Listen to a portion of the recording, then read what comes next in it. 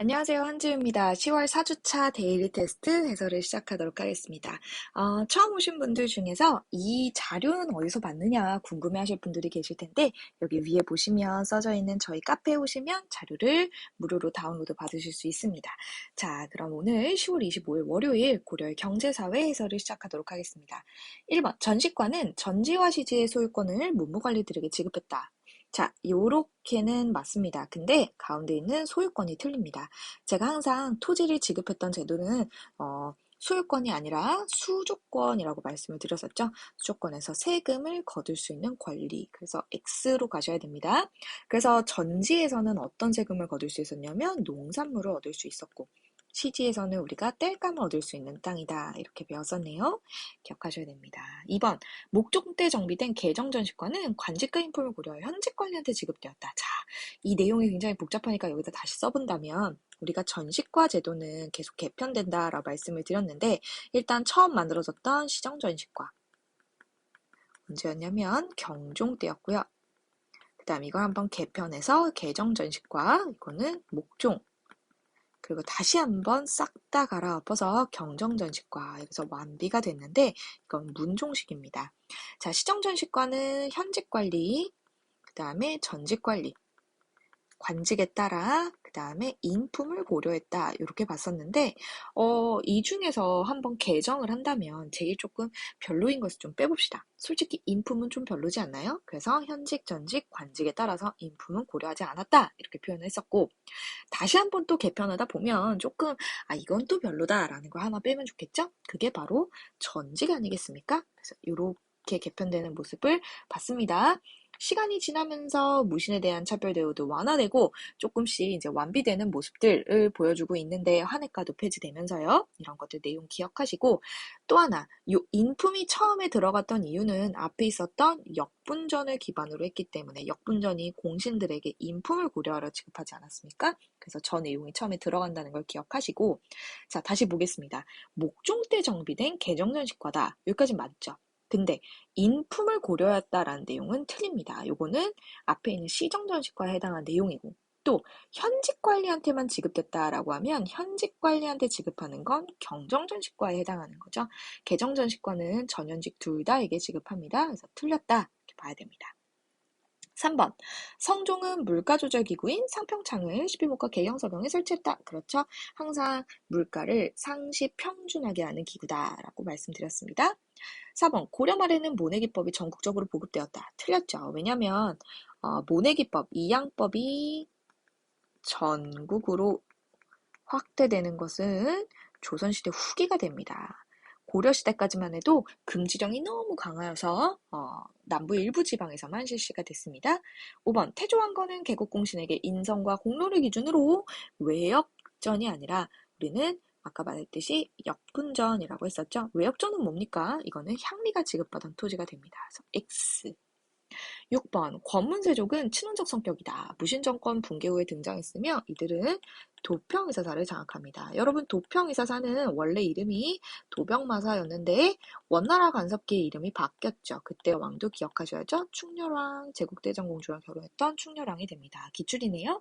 7번 고려시대 빈민구제기구인 무엇이 태조식이 설치되었다. 이게 이름이 흑창이었는데 성종 시기에 의창으로 이름이 바뀌었습니다. 8번 고려는 개경 옆에 어디가 국제무역항으로 번성했다. 그곳은 이름이 병란도고 그곳에서 아라비아 상인들이 들어왔다. 우리가 대식국상인 이런 말도 했었죠. 여러분 여기 보시면 고려의 여자와 병란도의 여자를 연결해서 꼭 같이 기억해 주세요. 어디의 거주민은 거주 이전의 자유가 없다. 과거 응시도 불가능하다. 어디요? 향, 부곡, 소 같은 차별받는 지역인 거죠. 과거 응시 불가능하고 이사 못 가고 세금은 엄청 많이 내고 그런 불쌍한 사람들이었죠. 10번 고려시대 숙종은 화폐 주조를 위해서 어딜 만듭니까? 주전 도감을 만듭니다. 쩐을 주조하기 위한 관청이네요. 11번 역분전이라고 하면 우리 태조 왕건 초기에는 은 한근으로 우리나라 지형을 본떠서 만들었던 돈입니다. 근데 고액이랍니다. 자, 이 화폐는 우리가 은병, 같은 말로 활구라고 했었죠.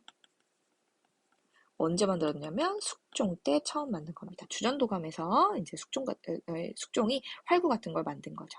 13번 도성 내의 백성들이 역질에 걸렸으니 가를 설치하여 치료하고 시신과 유골을 비단 드러나지 않게 매장하라. 병사자의 치료, 그 다음에 매장을 위해서 만들었던 임시관청은 구제도감이라고 우리 고려시대 사회에서 배웠고 예종식입니다. 우리 예종하면 칠제, 양현고 이런 거 기억하셔야 되고 플러스 예종하면 인종의 아버지였죠. 이자겸의 딸과 결혼해서 인종이 나왔습니다. 그리고 그 인종이 또 한 번 이자겸의 딸들과 결혼하여 이자겸과 인종의 그 스토리를 저희가 수업 시간에 배웠었네요. 14번 비로소 직관, 직관은 현직관리, 산관은 흩어졌다라고 해서 전직관리에 전직과를 제정했다. 인품을 고려한다라고 하니까 우리가 보는 시정전식과 첫 번째 전식과죠. 이거는 경종식에 해당합니다. 틀렸네요. 15번 갑시다. 관련화폐라고 하는데 이게 활구죠. 고려의 모양을 본따서 만들었고 사천매향비라고 하면 매향활동, 향나무를 매장하는 활동을 합니다. 이들은 고려시대 불교 농민 공동체인 향도고요. 권한중보는 우리 성종 때죠. 성종이 만들었던 최초의 화폐 꼭 기억하셔야 됩니다. 18번 가나다 토지제도에 대한 설명으로 옳지 않은 것은 경종 원년 직관상관에 전식과를 제정했답니다. 목종 때 그거를 개정했답니다. 개정전식과 그 다음에 문종 때 경정전식과. 1번 전지시지를 함께 지급한다? 그렇죠. 관직을 기준으로 토지를 지급하는 것도 맞고요. 무인에 대한 차별 대우가 점점 사라지는 등 완비가 되는 모습을 보여주고 있습니다. 하지만 4번 보시면 경기 지역으로 한정하여 토지를 지급한다. 요거는 언제냐면요. 우리 조선 건국되기 1년 전에 신진사대부의 경제적 기반을 마련하기 위해서 과전법이라는 게 만들어지지 않았습니까? 그게 경기 지역에 한정하여 토지를 지급합니다. 19번 다음 중 고려시대의 여성의 지위로 옳지 않은 것은 라고 봐야 되는데 고려시대는 여성의 지위가 상대적으로 높습니다. 뭐 관직에 나가거나 그런 건 아닌데 상대적으로 가정 내에서의 지위 이런 게 좀 괜찮습니다. 자, 그럼 차별받지 않는 걸 고르시면 됩니다. 똑같이 대우. 아들과 딸 모두 부모의 재산을 주관할 수 있었다. 가정과 경제적인 면에서는 여성의 지위가 꽤나 높았다. 여성의 재가는 이혼, 재혼 다 가능하다. 자유롭게 이루어진다. 4번 아들이 없는 경우 양자를 드린 것이 일반화되었다. 요거는 조선 후기의 모습입니다. 제사 지내려고요. 고려는 여성이 그냥 제사 지내면 됩니다. 그래서 4번이 틀렸다라고 하죠. 20번 가와 같은 행정구역에 대한 설명으로 옳지 않은 것은 금, 은, 구리, 쇠 등 광산물을 채취하거나 도자기, 종이, 차 등 특정한 물품을 생산하여 곡물로 바쳤답니다. 근데 세금을 너무 많이 거두었답니다. 여러분 이 장소가 어디냐면 바로 소가 됩니다. 제가 고려시대 특수행정구역의 향, 부곡, 소를 말씀드렸는데 향과 부곡은 일반적으로 농민들이 사는 장소, 소는 수공업 제품을 생산하는 장소였죠. 근데 이런 곳들의 일단 특징은 차별받는 지역입니다. 세금이 엄청 많습니다. 그리고 대신에 이사를 못 갑니다. 거주 이전의 자유가 없다 이렇게 표현하죠. 그리고 세금은 내는데도 과거 응시가 불가능합니다. 그리고 또 하나 국자감에 입학을 못합니다. 이런 차별을 받지만 그럼에도 불구하고 이들이 예를 들면 봉기를 일으킨다거나 아니면 군공을 세운다거나 이런 식으로 공을 세우면 일반 군현으로 승격이 되는 경우도 있었습니다. 그래서 저희가 예를 들면 망이 망소이가 어딥니까? 공주 명학소에서 봉기를 일으켰던 내용. 망이 망소이. 그 다음에 우리 처인 부곡 생각하시면 김윤후가 사람들이 이끌고 군공을 세우지 않습니까? 이렇게 승격이 되는 경우도 있습니다. 자, 그리고 옳지 않은 것은 이라 되어 있으니까 국자감에 입학할 수 있었다. 요게 틀린 거죠. 군현민보다 더 많은 세금 부담하는 거 맞고 승격될 수도 있고 이사 못 가고요. 그래서 정답은 1번이 되겠습니다. 넘어오셔서 고려의 문화 갑시다. 1번 고려에는 유학교육을 진흥시키기 위해 중앙에는 주자감, 지방에는 향교를 설치했다 하는데 X죠. 왜냐하면 주자감은 발해의 교육기관이고요. 우리 고려는 성종 때 국자감을 만들었습니다. 우리 주자감 해서 발해가 멸망한 다음에 너무 슬퍼서 감자주를 마셨고 고려에 귀순하여 감자국으로 해장했다. 이 말씀 기억하셔야 됩니다. 의천 흥왕사를 근거지로 하여 일단 화웅종을 중심으로 교종을 통합했다. 맞는 말이죠. 우리 의천은 문종의 아들이었습니다. 그래서 문종이 어머 우리 아들 승려하니 하면서 흥왕사라는 절을 지어줬었죠. 여러분, 의처는 불교 통합운동인데 두 가지 파트로 기억하셔야 됩니다. 스텝이 두 가지가 있는데 첫 번째 스텝으로 교종 내의 통합을 추구했죠. 그래서 화엄종을 중심으로 교종을 통합을 먼저 하고 그 다음에 스텝 2로 교종을 중심으로 선종을 통합하는 그런 모습을 보입니다. 그래서 천태종 같은 게 등장했죠. 3번 제왕운기가 동명왕의 업적을 서술한 영웅서사시다 라고 하는데 틀렸죠. 우리는 이걸 동명왕편으로 봅니다. 이규보가 무신직권기에 썼던 책이 되겠습니다. 틀렸네요. 제왕운기는 충렬왕식의 이승유가 작성했습니다. 찍지 현존 세계 최고 금속활자본이다. 맞는데요. 해인사에 보관되어 있지 않습니다. 이거는 팔만대장경이 되겠죠. 팔만대장경판 X. 무신정권 시기 최충원의 문헌공도 등 사학시비도가 융성한다 라고 되어 있는데 여러분 이게 지금 내용도 틀렸고요. 문헌공도가 최충원 거가 아니라 최충입니다. 최충의 문헌공도고요. 또 하나 무신정권 시기가 아니라 최충은 언제 시대에 해당하냐면 문종 시기에 해당합니다. 그래서 무신정권보다 앞이네요. 틀렸습니다. 6번 누구는 만권당에서 원나라의 학자들과 교류했다라고 되어 있는데 직접 가서 성리학에 대해서 열심히 공부했던 사람은 이재현이라는 사람이 있습니다. 그래서 이분이 썼던 책이 사략인데 성리학적 역사관을 토대로 편찬이 됐습니다. 7번 기전체 형식의 누가 편찬한 현존 최고 역사서. 그럼 끝났네요. 이거는 삼국사기. 쓴 사람은 김부식 고려 전기죠. 진울은 어떤 결사에 제정하여 불교계를 개혁하고자 했다. 불교개혁을 위해 수선사 결사를 주장했네요. 9번 이승우가 편찬한 제왕운기. 운기에서 운자가 운율 있게 썼다. 역사를 서사시 형태로 정리했다라는 거죠. 10번 누구 인물에 의해서 원나라로부터 성리학이 전래되었다. 그 사람 이름은 안양입니다. 안양은 이건 거죠. 다른 사람들이 야 이거 유학의 여러 가지 갈래 중에 하나가 성리학인데 이 성리학도 결국은 다른 유학이랑 똑같은 거 아니야? 그랬더니 이 사람이 아니야 이건 성리학이야 라고 했었죠. 기억하시면 됩니다. 11번 정은 본체 해는 작용이다. 여러분 정과 해 그 다음에 정과 해 우리 정해쌍수 누가 주장했습니까? 진울이죠. 고려시대에 교리를 배우는 이는 마음을 버리고 외적인 것만 참선하는 사람은 내적인 것만 이는 다 편견적이고 양극단에 치우친 것이다. 둘 다 해라. 외적인 것도 내적인 것도 교리 공부도 참선 공부도. 근데 나는 교종 승려이기 때문에 교리가 좀 앞이네요. 교와 선을 함께 하세요. 이게 누구였냐면 의천이라는 승려가 되겠습니다.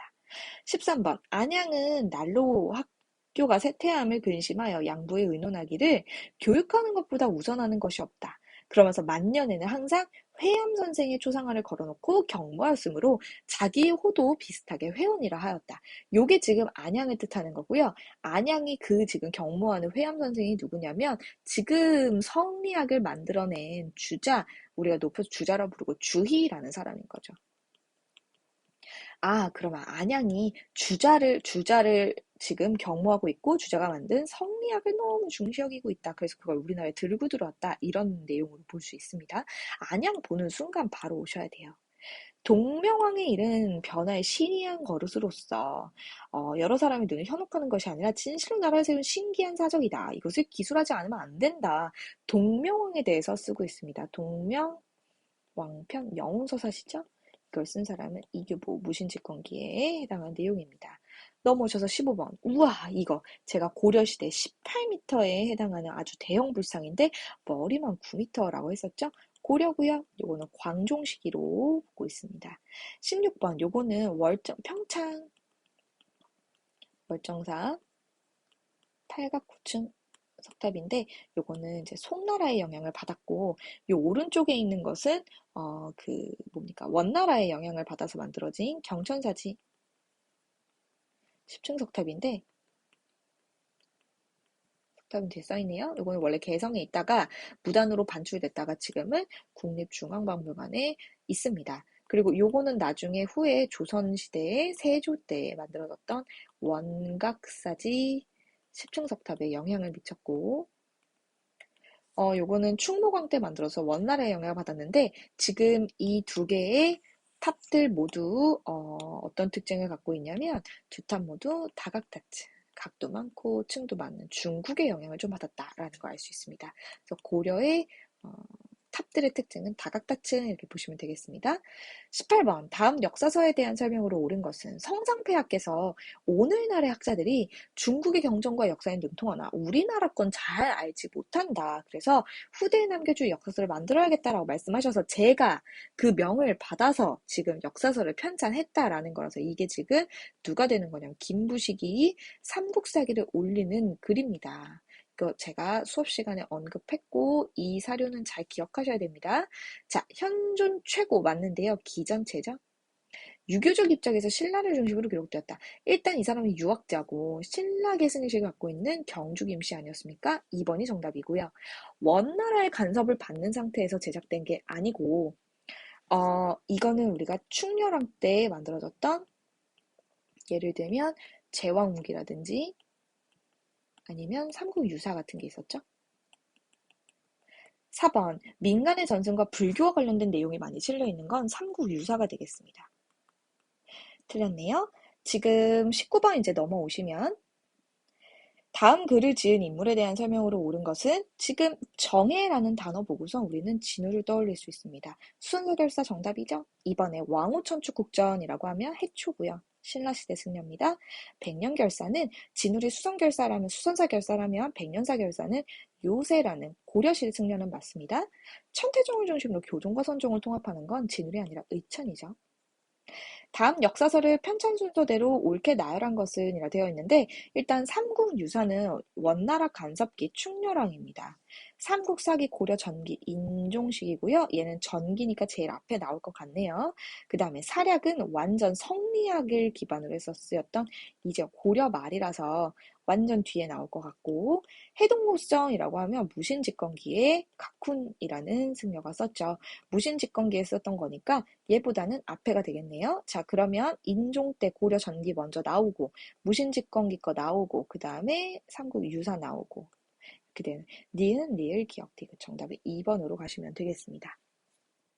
네, 이어서 10월 27일 수요일 거 보겠습니다. 조선 초기의 국왕입니다. 자, 1번 경국대전은 세종부터 편찬을 시작하여 성종 때 완성 및 반포되었다. 그럴싸해 보이지만 우리의 업적이 많으신 세종대왕이 아니라 경국대전은 세조부터 편찬을 시작했습니다. 성종 때 완성 및 반포되었네요. 그러니까 내용이 여기 뒤에는 맞지만 앞에가 틀렸습니다. 2번 경연은 세종 때 활성화되었다. 그쵸? 근데 세조 때 집현전을 폐지하면서 금지됐으나 성종 때 다시 부활하면서 홍문관이라는 거를 다시 만들었죠. 맞네요. 그래서 경연을 부활했다.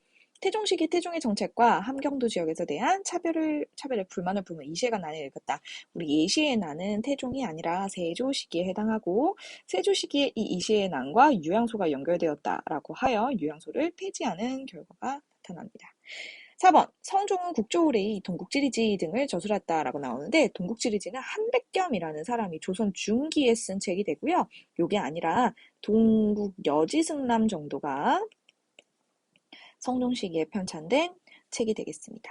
자, 5번 세조는 육조직계제를 처음 실시하였다라고 되어 있는데 X죠. 왜냐하면 육조직계제는 태종과 세조가 있는데 우리 3대왕 태종과 7대왕 세조 중에 태종이 먼저죠. 네, 그래서 틀렸습니다. 6번 경제문관 조선 경국전을 저술하여 재상 중심의 정치를 주장했던 사람은 우리 정도전이 되겠습니다. 틀렸고요. 7번 2차 왕자의 난으로 집권했다. 사실 이게 끝이죠. 사병혁파 그리고 왕권을 강화하면서 육조직계제를 사용했던 사람은 태종 이방원이 되겠네요. 8번 훈구 세력을 견제하기 위해서 살인을 등용했다. 자, 언제냐면 우리 세조는 단종을 몰아내고 왕이 된 사람입니다. 그래서 계유정난으로 원래 왕이 될 사람이 아닌데 왕이 되다 보니까 나를 왕으로 만들어준 공을 세운 대신들, 훈구 대신들이 생깁니다. 근데 이 훈구들이 언제까지 살아있냐면 성종 시기까지 살아있자 성종이 훈구 덕분에 안 되겠다 해서 훈구 때문에 훈구를 견제하기 위한 살림 세력을 지방에서 데리고 올라왔죠. 네, 훈구 세력을 견제하기 위해 김종직을 필두로 살림을 등용했던 사람은 성종이 되겠습니다. 주자소 설치의 개미자 주조는 우리 태종의 업적이고요. 나중에 이곳에서 갑인자를 주조한 국왕은 세종이 되겠습니다. 둘 다 많이 나오니까 기억하시고 10번 방금 얘기했네요. 계유정난으로 즉위하였다. 이 왕은 세조가 되겠습니다. 왕권 강화 아이콘입니다. 11번 의정부의 서사를 나누어서 6조에 기속시켰다.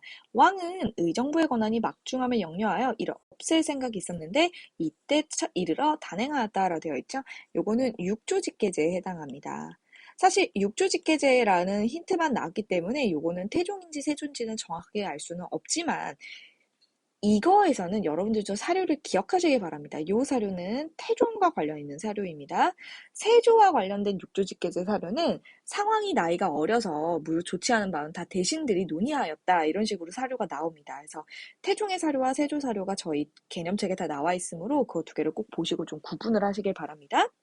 자, 근데 12번에 보시면 6조가 모든 일을 의정부에 품위하고 의정부가 옳고 그름 헤아린 뒤에 그 다음에 왕한테 아랜다. 6조가 의정부가 왕에게 올리는 형태니까 이거는 의정부 서사제라고 볼 수 있죠. 13번 임금의 자질에는 어리석기도 하고 현명하기도 하고 강력하기도 하고 유약하기도 하고 한결같지 않다. 그래서 임금으로 하여금 가장 올바른 경제에 들게 하기 위하여 우리가 존재하는 것이다. 그게 누구냐면 재상이고 지금 이게 재상 정치를 주장하는 말입니다. 그래서 요 글을 쓴 사람은 정도전에 해당합니다. 14번 왕이 말하였다. 장영실은 공교한 솜씨만 있는 것이 아니라 총명하고 뛰어난 자경루를 만들었다. 그래서 장영실이 대단한 인물이니까 그 사람을 지금 더 잘 대해줘야겠다라는 내용이니 장영실을 등용해도 우리의 국왕은 세종대왕이라고 보셔야겠죠? 좋습니다. 넘어오셔서 15번 보시죠. 요 제도는 지금 의정부를 통해서 가니까 의정부 서서제로 보셔야 되고요. 16번은 지금 의정부를 통하지 않고 바로 올라가는 거니까 육조 직계제, 태종, 세조 이런 내용이 되겠죠? 자, 17번에 보시면 여기는 사군 최윤덕 장군이 개척했던 그 다음에 여기는 김종서 장군이 개척했던 육진 이렇게 있습니다. 사군 육진은 세종 때 현재 국경선을 만들었다 이렇게 봐야겠죠? 18번 가왕에 대한 설명으로 옳은 것은 최윤덕과 김종서를 파견하고 사군육진을 개척했다. 방금 앞에서 봤던 내용이네요. 우리는 세종대왕 이렇게 보셔야 되고요. 세종대왕 같은 경우는 제가 이제 경제 가서 설명하기 위해서 이 내용은 조금 개념할 때 일단은 넘어갔던 것 같은데 전분 6등법 비옥도에 따라 토지를 6개의 등급으로 구분한다. 물론 고려시대 경제할 때 제가 얘기를 했습니다. 고려시대 때는 토지를 밭과 논으로 나누고 그 다음에 비옥도에 따라 3등급으로 나눴다면 조선시대 들어와서는 6등급으로 나눈다. 그래서 기억해야 된다라고 말씀드렸었죠. 이게 세종의 업적입니다. 세종시기에 이랬고 또 하나 토지를 연도에 따라 9개의 등급으로 나눴습니다. 이거는 풍융에 따라서 나눴던 내용이네요. 그래서 어쨌든 정답은 1번이고요. 2번은 우리 성종. 제가 완성했다라고 하면 뭔가를 완비했던 왕들을 뜻한다라고 말씀드렸죠. 규장각은 우리 조선 후기의 정조, 사병역파했던 거는 우리 태종입니다. 정답은 1번. 19번 여러분 기억하시죠? 성산문이라는 사람이 박택명 등과 함께 상왕의 보기를 모의하였답니다. 이 성산문이라는 사람은 사육신 중에 한 명이죠. 즉 물러났던 단종의 보기를 모의하면서 지금 왕이 친히 국문하면서 꾸짖기를 니네들은 어찌하여 나를 배반하는가 했더니 상황을 보기시키려 했을 뿐이다. 하늘에 두 개 해가 없듯 백성에게 두 임금이 있을 수가 없다. 즉 나는 당신을 인정하지 못하고 단종을 올리고 싶다. 그러니 당신은 나에게 인정받지 못하는 누구이다? 세조이다. 라는 걸 보여주는 거죠. 자, 그럼 이 왕이라고 하면 세조니까 집현전 설치의 경영 활성화는 세조와는 완전 반대죠. 이거는 세종이고요.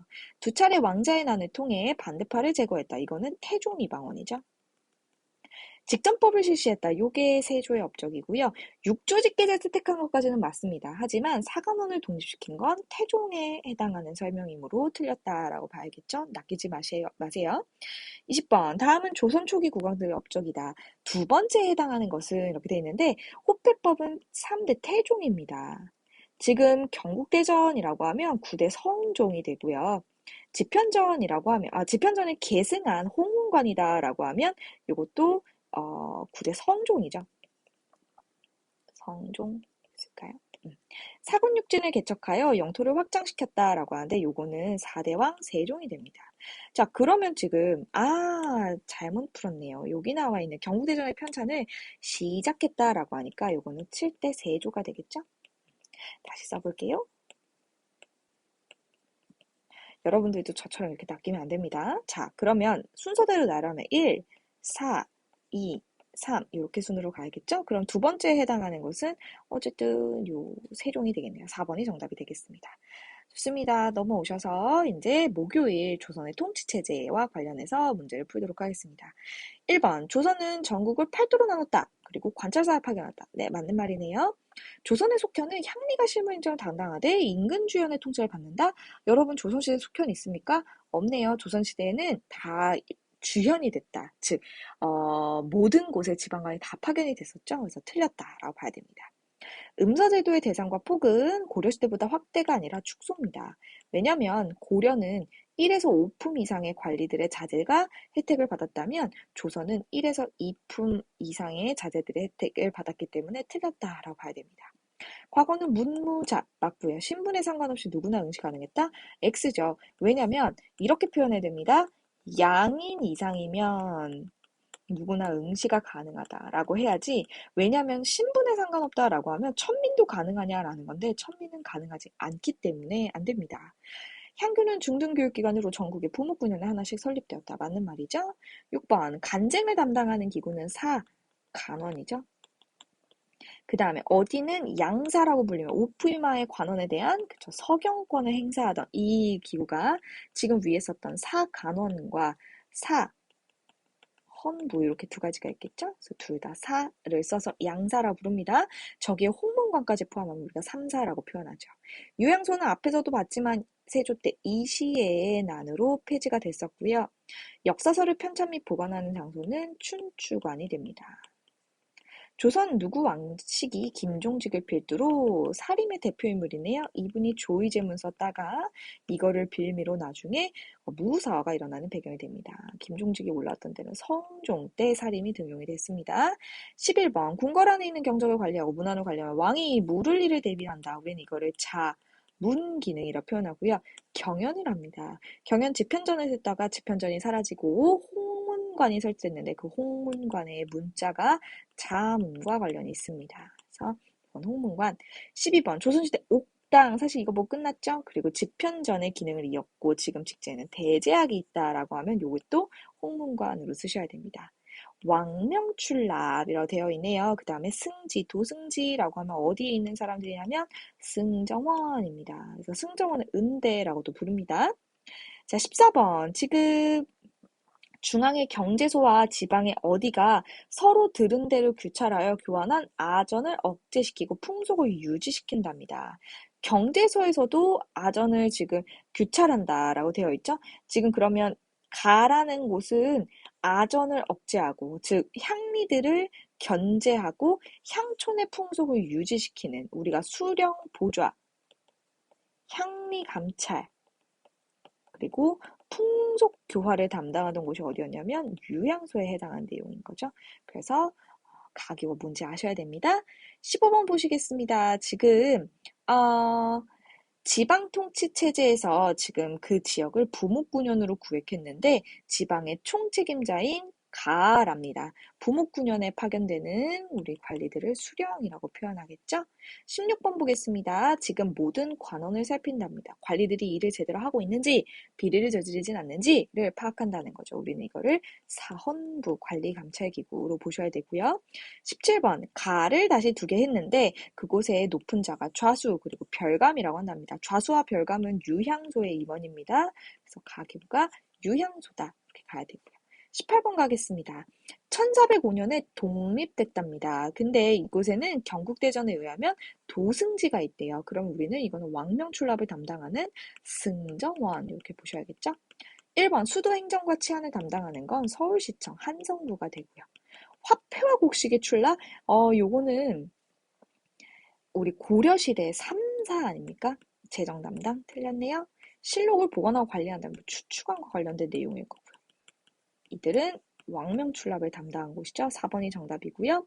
다음과 같은 특징을 가진 교육기관에 대한 설명으로 옳은 것은 서민에 대한 제사, 그리고 지방민의 교화를 위해서 설치했다. 교육과 제사, 그 다음에 중앙에서 교수 또는 훈도를 파견했다라고 하면 우리 향교 정도를 보셔야겠네요. 근데 1번 보시면 전문 강좌인 칠제는 지금 향교에 설치된 게 아니라 고려시대에 국자갑 내에 칠제를 설치하여 우리 사학 시비도에 맞서기 위한 내용 아니었습니까? 틀렸고요. 풍기군수 주세붕이 세웠던 거는 우리 그 서원이죠. 서원은 선현에 대한 앞선 현인들에 대한 제사와 교육 기능을 담당합니다. 틀렸고요. 원칙적으로 생원이나 진사만 입학할 수 있었던 건, 즉, 우리가 뭐라 그럽니까? 과거 시험을 그 속과를 통과한 사람한테만 입학 자격을 주었다라는 건데, 이게 지금 성균관에 해당합니다. 요게 정답이죠? 향교에 대한 설명입니다. 조선전기 군사제도에 대한 설명이 옳지 않은 것은 1번, 대놓고 틀렸네요. 금유형은 우리 숙종 시기에 만들어지는 오군영, 조선 후기 군부대에 해당하는 내용입니다. 조선 전기의 군사제도는 오위라고 해야겠죠? 네, 2, 3, 4는 다 맞는 내용이네요. 좋습니다. 마지막 10월 29일 금요일 붕당 정치에 대한 내용으로 가겠습니다. 1번 갑자사화는 연산군 때 일어났다는 맞는데요. 김종직의 조의제문이 빌미가 된 건 아닙니다. 갑자사화는 패비윤씨 때문에 일어났고 김종직의 조의제문이 빌미가 된 거는 무사화가 됩니다. 김종직의 조의제문을 보고 연산군이 무하지 않았습니까? 2번 조광조는 중종식이 혈량과 위운삭제 등을 주장하여 그래서 기묘사화가 발생하는 거고요. 3번 임진을 한 이후에 광해군과 함께 누구냐면 북인입니다. 제가 광해군은 무조건 북인이랑 연결하라고 말씀드렸죠? 4번 갑술왕국으로 서인이 축출되고 남인이 등용되었다라고 하는데 여러분 우리 환국 3개 보지 않았습니까? 경신왕국, 기사왕국, 갑술왕국입니다. 자, 경신왕국에서는 그 당시에 집권하고 있던 남인이 허적의 그 유학사건 때문에 잘리고 서인이 집권하게 되고요. 그쵸? 기사왕국은 서인이 집권하고 있다가 다시 남인이 집권하는 상황이 돼버립니다. 자, 그러면서 장희빈이 중전으로 올라오게 되죠. 그러다가 갑술왕국 때 다시 서인이 집권하면서 이년왕후가 들어오게 되는 거죠. 자, 그럼 4번 보시면 갑술왕국으로 서인이 축출된다라고 하는데 서인이 오히려 등용되는 거죠. 그래서 거꾸로 만약에 기사환국이라면 이렇게 됩니다. 그래서 X 가야죠. 효종사후 자의대비의 복제를 두고 그가 계모죠. 자기 친어머니는 아니고 이제 새엄마의 복장을 두고선 서인과 남인이 대립했다 맞고요. 서인이 승리했다. 항상 1년 상복을 주장하는 사람들이 승리하죠. 이때 남인은 3년 입어야 된다라고 했다가 이제 패배합니다. 6번 살림은 척신정치청산과 이조전랑 자리를 두고서 이조전랑의 이제 김효원과 심의겸이 싸우는 내용을 기억하시죠? 심의겸. 자, 동인과 서인으로 나뉘었습니다. 7번 서인은 모를 일으켜 광해군과 누구를 몰아내고 정권을 장악했다. 광해군과 함께하던 붕당은 북인이고요. 요거를 몰아내고 서인은 우리는 인조반정이라고 표현하죠.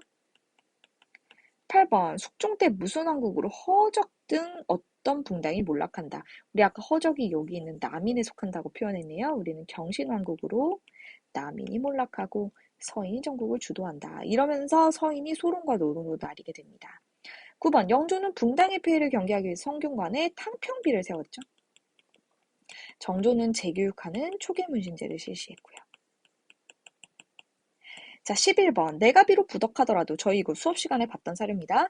그는 선왕의 아들이라서 나를 어머니로 여겨야 되는데 내 부모를 죽이고 품속의 어린 자식을 빼앗아 죽였으며 나를 폐위시켰다. 그리고 중국이 우리나라를 다시 일으켜주는 애를 저버리고 오랑캐한테 성의를 베풀었다. 중국이라고 하면 명이고요. 오랑캐는 후금입니다. 아니, 후금이 지금 명나라를 공격하는데 우리 임진왜란때 도움을 줬던 명나라를 저버리고 후금한테 잘해주다니 너는 잘못됐다라고 하면서 중리배교를 비판하고 있는 겁니다. 우리 그 중리배교를 했던 그가 누구냐면 광해군이 될 거고요. 요거를 다시 한번 해석해 본다면 그는 뭐 선왕의 아들이다라고 돼 있을 때 광해군은 누구의 아들이냐면 선조의 아들이다라고 되는 거죠. 그래서 여기에 밑줄칠 수도 있고 여기에 밑줄칠 수도 있고요. 품속의 어린 자식이라고 하면 늦게나마 선조가 낳은 영창대군이 되겠습니다. 12번. 지금 왕자의 명호를 원자로 정하는 것은 간사한 마음을 품은 자가 아니라면 다른 말이 없어야 된다. 즉 왕자의 명호를 원자로 정한다. 그 장희빈이 낳은 아들을 원자 책봉하는 것에 간사한 마음을 품은 자가 아니라면 가만히 있어야 된다. 즉 찬성해야 된다. 근데 서인의 대표인 송시열이 그거를 반대했다라고 하니까 유배 보내소서라고 하면서 남인들이 얘기하고 있습니다. 그래서 서인이 축출되고 남인이 등용되는 우리는 이거를 기사환국으로 보는 거고요.